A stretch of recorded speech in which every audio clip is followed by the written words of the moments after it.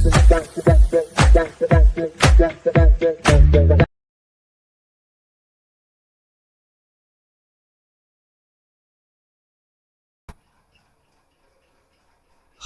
Hello నమస్తే, నేను మీ Singar. Welcome back to my YouTube channel.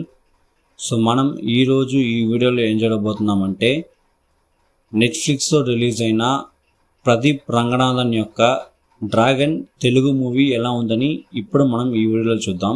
So dragon ఈ మూవీ యొక్క వన్ లైన్ స్టోరీ ఏమిటంటే, ఈ హీరో కాలేజ్ టైంలో సరిగ్గా చదవకుండా ఎక్కువగా అరియర్స్ పెట్టుకొని తిరుగుతుంటాడు అనమాట.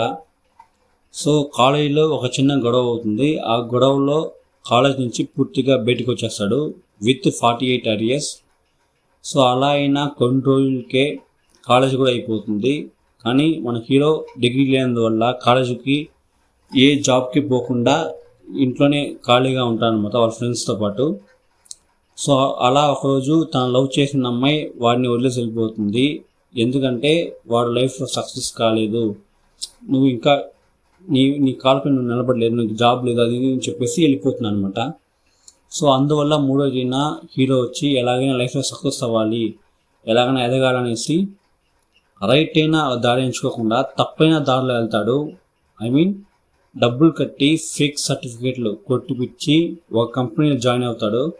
సో అలా కంపెనీలో జాయిన్ అయిన తర్వాత కష్టపడి పైకి వస్తాడు, ఒక మేనేజర్ పోస్టింగ్కి ఆ లెవెల్కి ఎదుగుతాడు.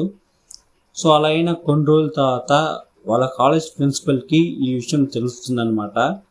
సో అలా తెలుసుకున్న వాళ్ళ ప్రిన్సిపల్ వచ్చి డైరెక్ట్గా వచ్చి అడుగుతాడు, సో నువ్వు ఇట్లా ఫేక్ డిగ్రీ పెట్టి నువ్వు ఈ కంపెనీలో చేరినావు కదా, నేను నీకు ఒక ఛాన్స్ ఇస్తాను, నువ్వు కానీ ఒకే అటెంప్ట్లో 45 పేపర్లు క్లియర్ చేస్తే నేను వదిలేస్తాను, లేని పక్షంలో నువ్వు ఫేక్ చేస్తే నువ్వు ఈ డిగ్రీలో ఫేక్ డిగ్రీతోనే నువ్వు ఈ కంపెనీలో జాయిన్ అయినావు అనేసి నేను ఈ పైన చెప్పేస్తాను అనేసి బెదిరిస్తాడనమాట. సో ఇంకా ఏ దారి లేని హీరో తిరిగి కాలేజీకి వెళ్తాడు. కాలేజీకి వెళ్ళి ఒకే అటెంప్ట్లో ఆ 45 పేపర్లు క్లియర్ చేద్దామని వెళ్తాడనమాట. సో అలా వెళ్ళిన తర్వాత ఏమైంది, హీరో అనుకున్నట్టే ఆ 48 పేపర్లు క్లియర్ చేసి డిగ్రీ పొందాడా లేదా, దాని తర్వాత తన జీవితంలో ఏ విషయాలు మారినాయి అనేదే ఈ మూవీ యొక్క ఓవరాల్ వన్ లైన్ స్టోరీని చెప్పచ్చు. నాకైతే ఈ సినిమా నచ్చింది. దానికి ముఖ్యమైన కారణం వాళ్ళు తీసుకున్న స్టోరీ అండ్ ఓవరాల్ తీసిన విధమే. ఈ మూవీకి డైరెక్టర్ వచ్చి అశ్వత్ మారిముత్తు. ఇంతకుముందు తెలుగులో ఓరి దేవుడా అని ఆ సినిమాని తీసుంటారు విశ్వక్ సింగ్తో. సో ఆ సినిమా నాకు వన్ ఆఫ్ ద ఫేవరెట్ అయిన ఫిల్మ్ చెప్తాను, అంత సూపర్గా ఉంటుంది స్క్రిప్ట్ అండ్ డైరెక్షన్. సో అదేలాగా ఈ రిటర్న్ ఆఫ్ డ్రాగన్ ఈ మూవీ కూడా స్క్రిప్ట్ వైజ్గానే సరే, మేకింగ్ వైజ్గా సరే అంత సూపర్గా ఉంటుంది. సో మీరు చెప్పండి, ఈ సినిమా అందరూ చూస్తూ ఉంటారు, చూసిన వాళ్ళు మీ యొక్క ఒపీనియన్ కింద కామెంట్ సెక్షన్లో తెలియజేసుకోండి. చూడని వాళ్ళు ఈ సినిమా ప్రజెంట్ అయితే నెట్ఫ్లిక్స్లో తెలుగులో స్ట్రీమ్ అవుతుంది, చెక్ చేసి చూడండి. ఈ సినిమాలో యాక్ట్ చేసిన ప్రతి ఒక్కరి పర్ఫార్మెన్స్ చాలా చాలా సూపర్గా ఉండింది. అందులోనూ ముఖ్యంగా ప్రదీప్ రంగనాథన్. సో వీళ్ళ యొక్క యాక్టింగ్ అనేది ఈ సినిమాకి చాలా చాలా సూపర్గా ఉండింది అనమాట. సో ఈ సినిమాలో సాంగ్స్ అండ్ బ్యాక్గ్రౌండ్ మ్యూజిక్ కూడా ఈ సినిమాకి ఏం కావాలో అది సూపర్గా ఇచ్చారు మ్యూజిక్ డైరెక్టర్. అండ్ ఈ ఫిలిం డైరెక్టర్ అశ్వత్ మారిముత్తు.